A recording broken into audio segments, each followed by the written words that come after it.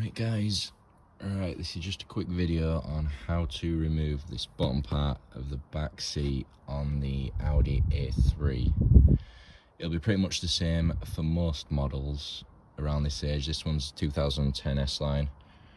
There are 4 clips. There's one here, one here, one here, and one on the other side there. So if you want to start by just popping this one up like that, it's just a little clip there.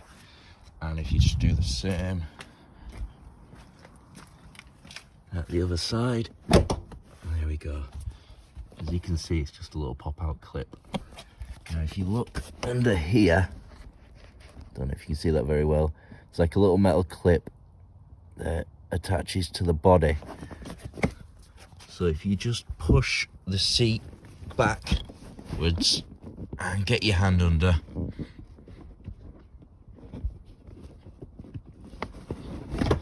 just pop it off like that.